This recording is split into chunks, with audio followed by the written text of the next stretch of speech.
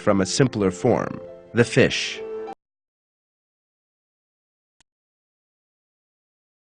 If you all it has to do is wave its tail. Under normal conditions, when the tail is moved in one direction, the head should be pushed in the other direction with equal force. This is not what happens. Fishes' bodies have this effect. At the same time during movement, a vertical force acts on the head. All this causes the oscillation of the fish's head in the water to be less than that of its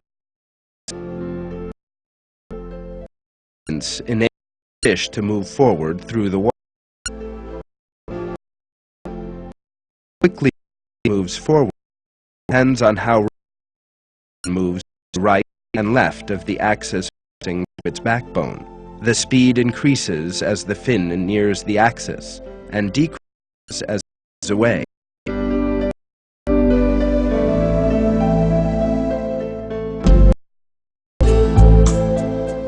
Just how efficient is this system?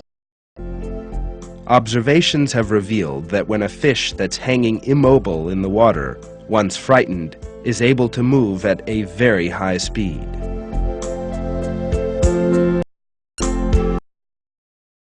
From a complete rest, small fish can speed of a they can produce a propulsive force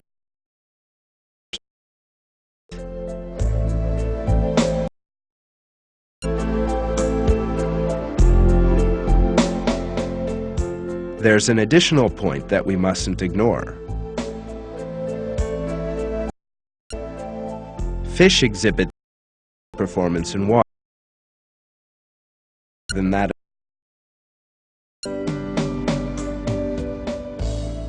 Bearing in mind, you can see what pure performance is in some species of fish against are definitely the most excellent example of this.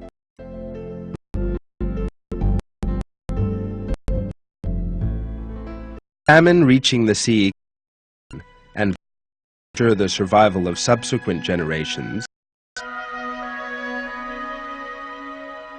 only by reaching the same river where they were hatched and laying their eggs there. In order to reach their spawning grounds, their salmon have to constantly swim upriver against the current. They also overcome that stand in their way and often must leap up to 4 meters forward and of the water surface.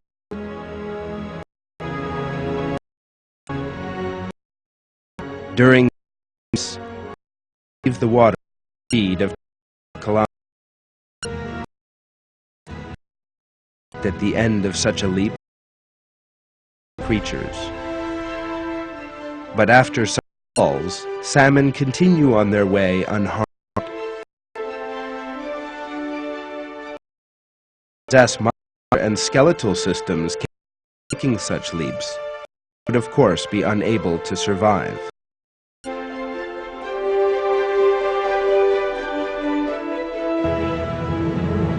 We forwards only. Without being able to move up and down. This process overcomes other structures God created in them.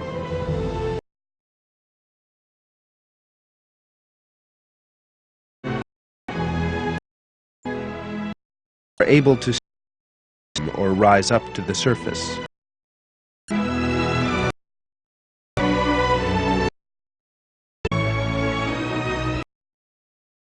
Descends to the depth. Effects of the water on it change.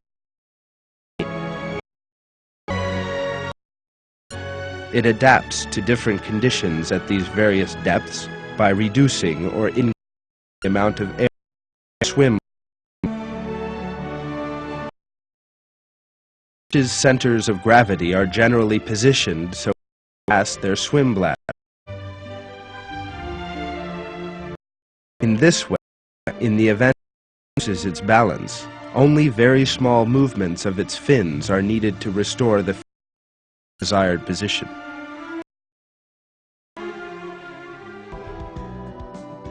Most fish are covered in a very resistant skin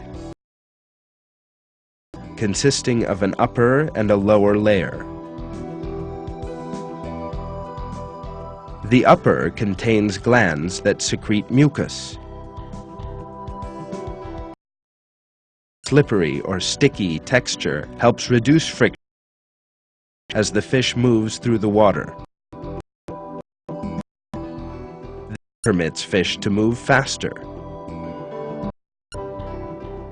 Moreover, slippery makes it harder to hold on to the fish if they seize it, while also protecting it against far tinier predators in the form of infectious microbes and microscopic organisms. In their outer skins, fish have keratin-like that prevent them from entering and maintain a stable balance between the fish's body and that in its external environment.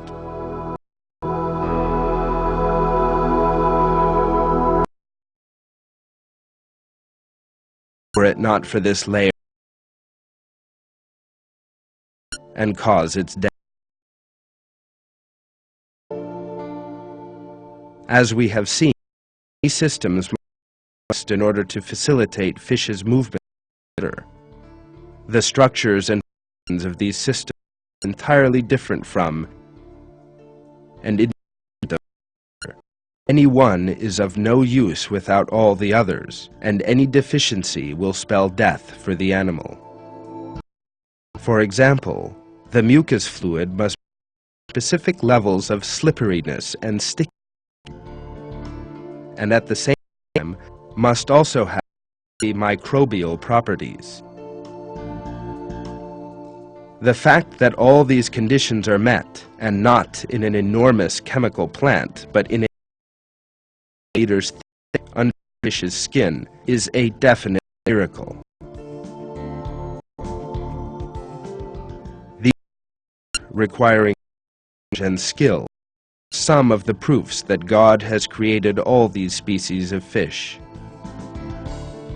God reveals the infinite nature of His might in verses.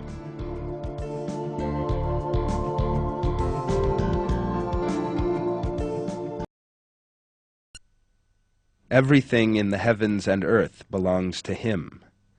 Everything is obedient to Him, the originator of the heavens and earth. When He decides on something, He just says to it, "Be," and it is.